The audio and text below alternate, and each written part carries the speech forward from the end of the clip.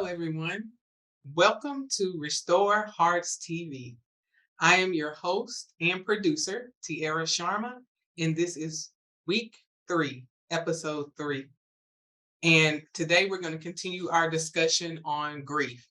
More specifically, we will be talking about our children in grief. With our episodes where we have education, where we're educating, where we're sharing information, I do have a PowerPoint to present so that you can have a visual to see what it is that I'm talking about because I am, you guessed it, a visual learner. And so to my fellow visual learners, I have you covered.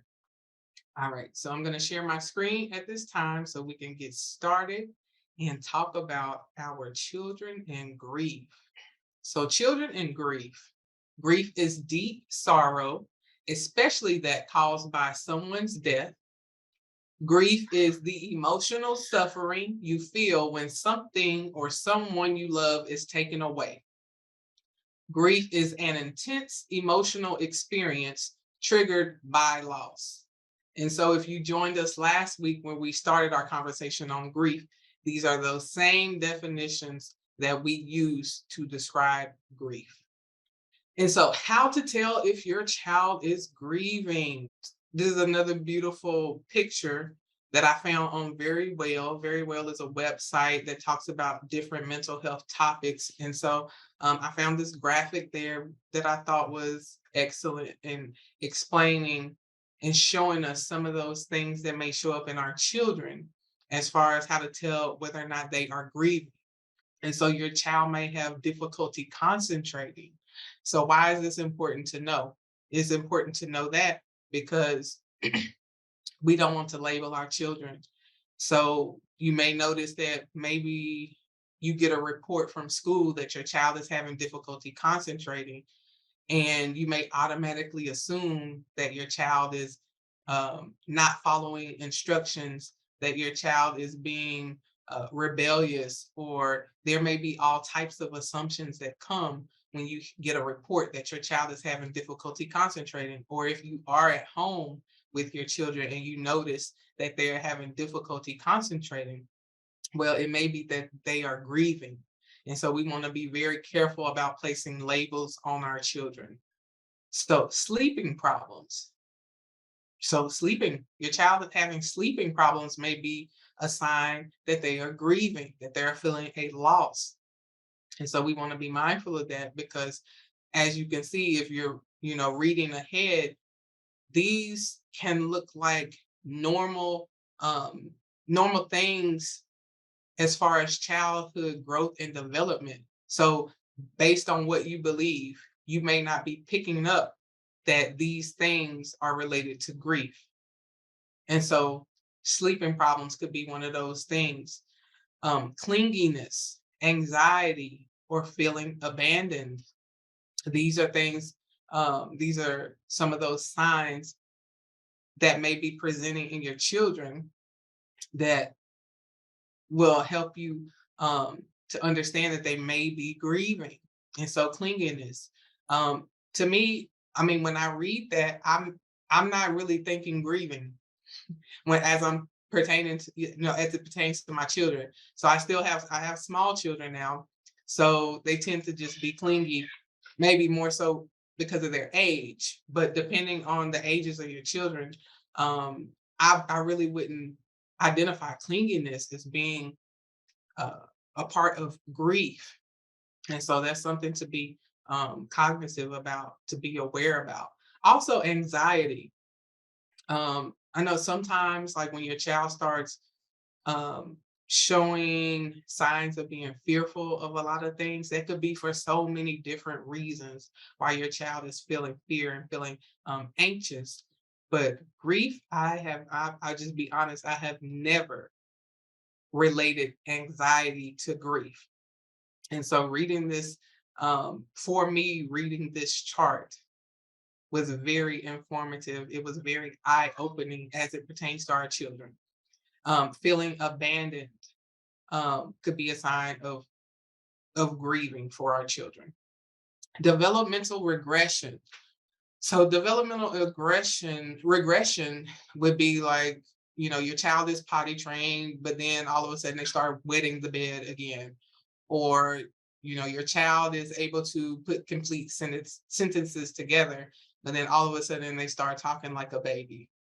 Um, your child knows how to put on their clothes and get dressed, but all of a sudden they want you to dress them. These are all examples of developmental regression, and they could be signs that your child is grieving a loss. Changes in behavior or play. So also, that's another one that I would say that we need to be mindful of, not to put labels on our children. Once we see changes in their behavior is what we do as a result of how we think and feel. And so if your child all of a sudden starts sleeping during the day because they're grieving, but you assume that they are lazy and you call them lazy, this is a problem. This is why we have to be so, so, so, so mindful not to just put labels on our children. Stop. You do not have to say everything that comes to your mind. Stop, give it a second thought, have some time for your emotions to process before you start projecting on your children. Because imagine if your child really is grieving, if your child is grieving a loss, and because they don't know how to handle those emotions, they're sleeping, but you just assume that they are lazy, you are not helping. You are only harming them with the words that you speak. And so this is very important because we don't want to be part of the problem. And then feelings of guilt could be, um, and we have to let's pay attention to that because that just caught my attention. Feelings of guilt in children can be a sign of grieving. Because remember last time that we talked about grief as it relates to adults, that feelings of guilt were related to depression in adults. So in children, feelings of guilt can actually be a sign of grieving. So I want to take this time to invite you to stay connected. Let's stay connected, you guys. I have a Facebook group community called Restore Hearts TV community page. And this is where viewers like you can stay connected with me throughout the week so that we can talk about the different topics that are presented from week to week. As I always say, this is a 30-minute broadcast. And so there's only so much that we can talk about during the episode. And so in order for us to continue the conversation, in order for us to stay connected, I am inviting you to my Facebook community. And so take this opportunity, take out your phone, go to Facebook, join now. And so just a reminder that anything that feels like a loss to you requires you to grieve. And so anything that feels like a loss to our children requires them to have that safe space to grieve. And for our children, that may look different from us. And so we have to be sensitive and we have to be mindful that that what is a loss to our children may not feel like a loss to us. Some of those losses for our children, loss of a loved one, which we talked about, uh, that is an obvious loss to most people, to lose a loved one by death, and then also by separation. So, what that separation may look like for our children is maybe if you had a multi-generational home where your mother, their grandmother, or their grandfather lived with you, and then maybe they decided to be independent and move into their own home. Well, they've been living there with your children since they were born, and so when they move out, that feels like a loss to the children. Or maybe your family has to move to a new state for employment, for a new job, and so they have to leave their class, they have to leave their school, they have to leave their friends. This can feel like a huge loss to your children, and so we have to be mindful of that. Loss of a pet. Listen, y'all, I used to laugh at those TV shows where people would lose a pet goldfish and they would be having a whole funeral and people would be crying. Like the kids would be crying. I used to laugh at that. But now I understand that for that child, that is a huge loss.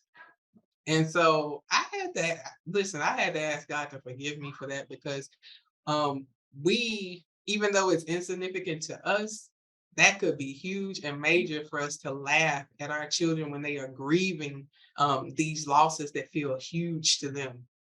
Loss of a sports competition. So I played sports, and listen, if you play sports, then you know too that competition can get heavy. It can get really, really, really, really, really heated. And so when you make it to a championship game, something that you have worked very, very hard to get to, and then you lose, that's a huge loss. To get so close to winning a big trophy, to get so close to winning a championship game, even to win just like a regular game. Like if you practice hard that week and you really believe that you could beat the team and then you lose, that feels like a significant loss. Loss of their favorite toy, a stuffed animal. Listen, y'all, I could not relate to this. I could not relate to this. I don't remember being sensitive or sentimental about losing a toy. Maybe I was, but I don't remember it. So I was very insensitive to that.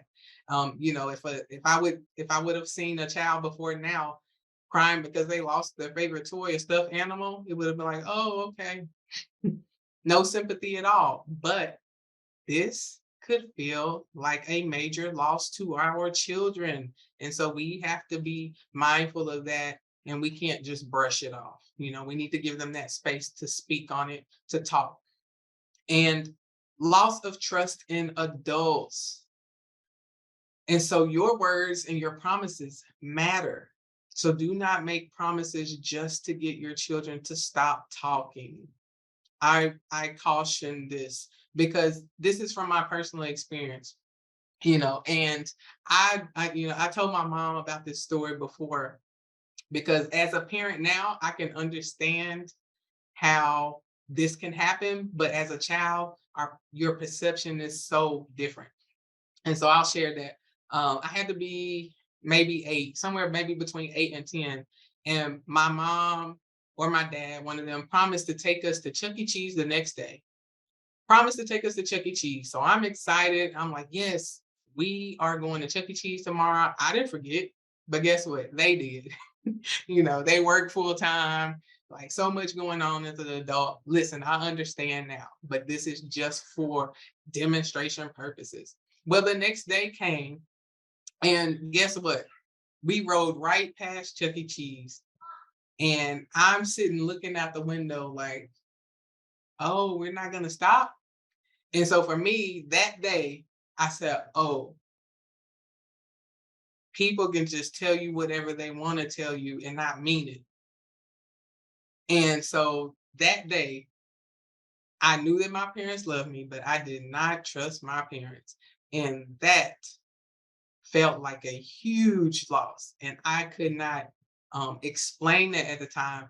I didn't know how to communicate that at the time. It's something that I learned in my adulthood, that is what that was. That was a feeling of grief that I had lost trust in my parents. And so that's why I say that as a caution of love. Listen, don't make those promises you can't keep. Because we do get busy as parents. Things do happen, and so if your children bring that up, I would just say too, if you miss out on something and your children bring it up, don't try to cover it up. Don't try to make excuses for it. Just apologize. You forgot. You forgot. That's enough. And then remake a commitment, something that you can honor, and put it in your phone. Give yourself reminders, but just make it a priority. Because if you cannot keep your word, apologize. Don't lie. That only makes your children rebellious. And so we don't want any rebellious children. So here are some reflections. Remember, we started our reflections last week. And so these reflections are meant to just give you some questions to think about that are related to our topic that maybe you hadn't thought about before this moment, before getting exposed to this information. And so if you have a journal, you have a notebook, this is a great time to get it out so that you can write. You can write these questions down and come back to them later when you have time. So the first reflection, are there any losses that I have experienced in my life that I have not taken time to grieve about? That's always the first reflection. Is are there any losses that I have experienced in my life that I have not taken time to grieve about? And so it is important for you to do that as a parent. I know that this is about our children in grief, but the reality is if you have not taken time to experience and giving yourself that time to grieve over your losses, you will not be sensitive to your children and their losses. Why? Because you just had to keep going. Because no one ever acknowledged your losses. And so it's your responsibility now to take a look. Take a look at those losses, anything that you have experienced, and give yourself permission to grieve those losses so that you will be available to see your children and those losses that they may be experiencing at the moment. All right. Are there any losses that have happened in our family that need to be addressed? And so that's just you looking at your whole family. Are there things that you've experienced as a family that need to be addressed? Because sometimes in a moment when those losses happen, we just go through it. Like I said before, in the last episode, you just take a licking and keep on ticking. No, that's a lie. And just write it down so you can have it there to think about in your quiet time. And are there any losses that my child has experienced that I did not give them space to talk about the situation to me? This is very, very important that we acknowledge this. Because as I said in the beginning, there are some losses that our children feel that may feel very insignificant to us as adults because they're not what we consider big. They may just seem like, oh, I lost my toy, my favorite toy. I lost my favorite toy. And now, they're crying because they feel this great loss, but you're not recognizing it as grief. It may just look like another toy to you, but to our children, this is huge. And so we don't want to be the problem. We don't want to hinder their progress. We don't want to hinder their growth. And so just coming back and saying, I'm sorry. I'm sorry. I'm sorry that I didn't take your loss serious. I'm available for you to talk to me. Hey, that simple. So if you have younger children, it may be that simple. If you have older children, you may have more work to do. Let's just be honest. If you have older children and this has been going on for a long time, you may have more work to do. So, all right, let's jump into faith. So our faith. He heals the brokenhearted and binds up their wounds, healing their pain and comforting their sorrow. And so we talked about this Bible verse um, when we first started talking about grief, this Psalms 147, verse 3. And so what does it mean to bind up their wounds? It means to heal one's physical or inner pain and sorrows. And so we just want to remember that God is God who heals the brokenhearted, that he binds up our wounds. That means that he heals our physical and inner pain and sorrows. And so remember that our remedy for grief is joy. Why? Because joy is the emotion of great happiness. It is the feeling of happiness or joy. And so in Nehemiah 8 and 10, it tells us, do not be worried, for the joy of the Lord is your strength, and your stronghold. So remember that joy is an emotion. So remember that emotions are in our subconscious. So joy has the ability to go um, to counter what's going on in our subconscious, which is that area of the brain that we are not aware of. We're not aware of those thoughts. We're not aware of those emotions that are affecting our behavior. But joy covers that. Joy also covers what we can feel in our senses, those things that we are aware of. Joy covers that. So joy covers what's on the outside, and joy covers what's on the inside. And that is great for us when we experience grief, because we do have to go through that process of bringing those emotions up to the surface. But until we are able to get through those processes, we have joy. And so we want to utilize the joy that God has given us to be able to walk through these difficult emotions in these difficult times of grief. All right, so we have some affirmations. These are our affirmations that we had last week. Why? Because they're still relevant. We don't just say them one time. We say them daily. We say them until it gets into our spirit, till it gets into our soul, till we believe it. We speak these things over our life that we want to see and that we want to be true for us. And so, first affirmation is, it is safe for me to feel emotions. That, remember, for some people, some people. Um, these things start in your childhood, where I did not believe that it was safe for me to show emotions or to feel emotions. And so I suppressed a lot of things. So if that is you, you have to allow yourself, you have to let yourself know that it is okay, it is safe for me to feel emotions. Next, I give myself permission to feel emotions. I give myself permission to grieve the losses I have experienced in my life. I choose to release my emotions to God through prayer so that I can receive his joy. Remember that joy covers our feelings and our emotions. Joy is like that double-edged sword.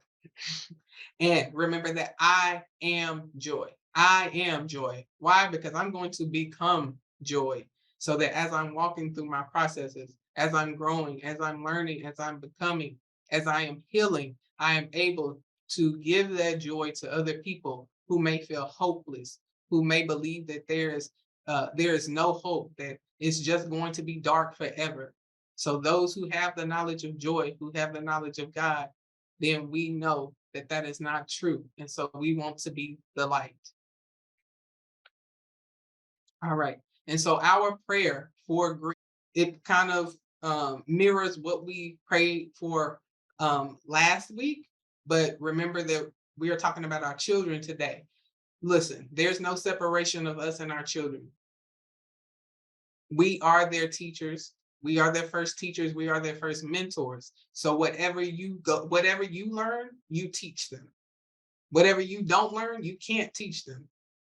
So if you have not grieved, that's why a lot of this lesson may feel like I'm talking directly to you, because if you have not grieved, you will not see that your children are grieving, or that your children need to grieve, that they are experiencing losses. And so that's why a lot of this lesson may feel like an overlap to you. So our prayer for grief, for us and for our children. Father, I am sorry for making my grief bigger than you.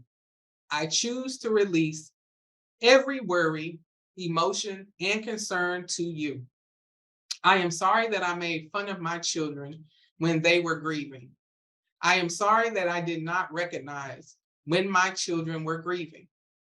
I receive your joy that is my strength to carry me and my children through difficult times. I thank you for the power and authority I have through Jesus to live free and in peace. The emotions we experience through grief will not overtake us because we remain in your presence. Amen. And so that is our prayer for grief this week. And listen, I want to give you an opportunity to purchase my co-authored book, Good Grief. Good Grief is 14 inspiring stories of finding the goodness in grief. And listen, y'all, we have 4 young authors in this book who are ages 10 to 22, who are representative, who represent our children's and our child's population. And their stories are great. This gives you from the mouths of babes. It shows you, gives you insight into some of those things that our children may be feeling when they experience grief. And so bringing this awareness to the forefront it's powerful, because now information is powerful. If you just have information and you don't know what to do with it, it's not powerful. So now we're giving you tools to know what to do with it. The first step is awareness. And so that's what this book will do. It will bring about awareness to those things that your children may be experiencing, and then also to the things that you may be experiencing as an adult. When we had those reflection questions, if this is a new process for you, you may not know how to identify those losses in your life. And that's why books like Good Grief are great, because someone else sharing their story of what they experienced and their grief and how they made it through the grief will help you locate yourself when you don't have language. I would say that that is definitely true for me. Before I got to this point where I could start to explain myself, to identify my emotions, I had to read books. I had to listen to other people talk about their processes and what they went through. And so that is what Good Grief will allow you to do. And so it is a best-selling book. I am a best-selling author with this book. And so, hey, I'm telling you, I'm tooting my own horn. I read every single story in the book. It is life-changing. And I want to give you that opportunity to buy the book for yourself, for your ministries, for your women's groups. And so I want to give you that opportunity to order your copies of the book. If you're interested, please send an email to tiara@mothersmentalhealthmovement.com, and then I will definitely get those to you. And so that is it for today. And I want to invite you to follow me on social media. I am on Facebook, I am on Instagram, and I am on Clubhouse. Follow me. Let's continue the conversation. If you have not already, join my Facebook community, Restore Hearts TV community page, so we can stay connected from week to week and continue this conversation on the topics that we will be discussing from week to week. Listen, episode 3 is a wrap. Thank you so much for talking to me, for hanging out, for listen, grief, it's a hard topic, but it's necessary. And so thank you for hanging in there with me. Thank you for taking this time out to learn about grief. And listen, we're going to continue this discussion next week, where we talk about grief and motherhood, so near and dear to me. And so thank you so much for joining me today. Episode 3 is a wrap. I will see you next week on Restore TV. Bye. Thank you for watching this episode of Restore Heart TV. Life is a journey, and there are many moments. Some moments are smooth. You flow through them effortlessly. There are other moments when life's challenges interrupt your momentum, yet you find the strength to get back on track, to keep moving.